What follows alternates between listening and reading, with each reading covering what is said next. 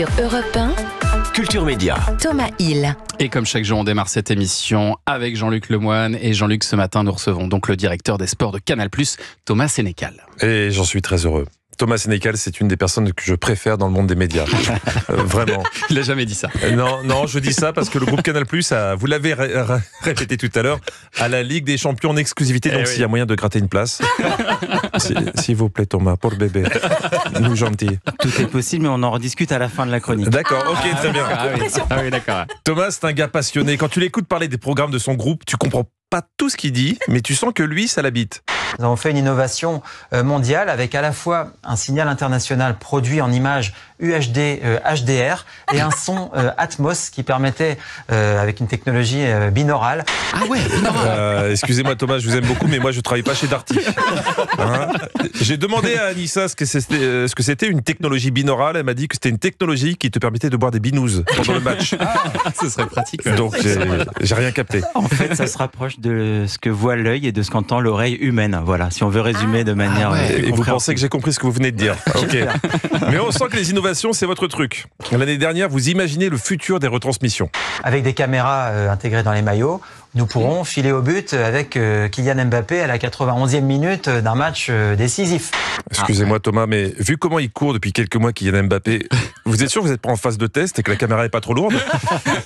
C'est de notre faute en fait. Bon, il a fait un super début de saison quand même avec le Real, et puis on va le revoir dès cette semaine sur Canal. Il est plutôt en forme, là. Il est de retour. En tout cas, soyez vigilants parce que la concurrence aussi est créative. Quand Canal+ diffusait la Ligue 1, vous avez inventé l'avant-match pour rentrer doucement dans la partie. Samedi, DAZN a inventé le pendant le match en commençant la diffusion de PSG-Brest 1 minute 40 après le début de la rencontre. Ça, c'est fort ça. C'est bien les gars, mais arrêtez tout de suite. Il y a des innovations dont on se passerait bien, surtout à ce tarif d'abonnement. Sinon, quand même, pour essayer sur le sport, samedi, il y avait quoi? Il y avait la parade des champions. Eh oui, pour honorer nos champions olympiques et paralympiques. C'était super. Les Jeux Paras qui ont eu un énorme succès, je le rappelle. Un journaliste de BFM a retrouvé une petite fille qui y avait assisté. Qu'est-ce que tu as vu? On a vu le basket fauteuil, tennis fauteuil. J'aurais bien aimé aller voir natation fauteuil, mais malheureusement on n'a pas pu. Oui, pour le fun, beaucoup auraient voulu voir la natation fauteuil, mais là les gens n'étaient pas prêts. Peut-être à Los Angeles. C'est trop mignon. Bon. Et alors Jean-Luc, pour votre session de rattrapage, elle m'a surpris là, franchement, c'est très fort. Vous avez regardé donc L'amour est dans le pré. Oui, ou le Tinder de la FNSEA, si vous préférez. Souvent, les agriculteurs qui participent à cette émission cherchent l'essentiel, l'amour, comme Brice qui regarde une photo d'une prétendante prise pendant des vacances en Italie. Ça, c'est la fontaine de Trévise, si je ne m'abuse. Regarde ce travail de... C'est quoi, c'est du marbre? Non, peut-être pas. Bon, d'abord, il voit pas la fille, mais la fontaine. Puis, il voit le marbre. Mais toujours pas la fille. Brice, quand il rencontre une fille, il lui tape légèrement sur la tête en disant « C'est pas porteur, ça ». Pour l'ouverture du courrier, Brice s'est fait assister d'une amie. Comment tu la trouves? À première vue, des jolies boucles d'oreilles, des grandes boucles d'oreilles rondes. Brice, il veut pas épouser une fille, il veut épouser un arrière-plan. Il rencontre Perrine en speed dating. Perrine est charmante, mais elle a un tout petit souci. Elle finit toutes ses phrases en riant comme une hyène. Qu'est-ce qu'il faut pas faire pour te voir? Ton nouveau métier. Ouais, exact. T'es prof de tennis? Bah oui. Et donc là, t'es célibataire depuis quelques années? Ah ouais. Je t'attendais, je sais pas. Bon, après Brice a fait exorciser Perrine et tout est rentré dans l'ordre. On a pu la ramener au zooparc de Beauval. Autre rendez-vous avec Marion, ça se passe bien. Marion s'en va et d'après l'observatrice Karine Lemarchand, ça s'annonce bien.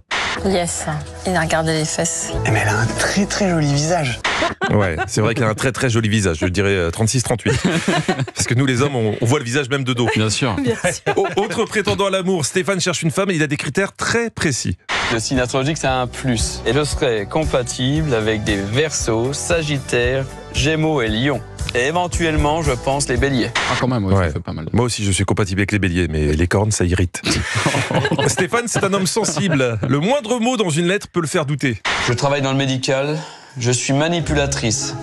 Oh, les manipulatrices, maintenant. C'est pas trop bon, ça, les manipulatrices narcissiques. En radiologie, ouf. Eh ben oui, Stéphane.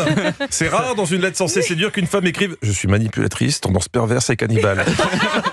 Allez, je vous finis ça demain. On a hâte. Merci beaucoup, Jean-Luc Lemoyne, qu'on retrouve demain donc. Et puis vous serez en spectacle le 28 septembre au Colbert, c'est à Toulon, et le 12 octobre au Caméo à Metz.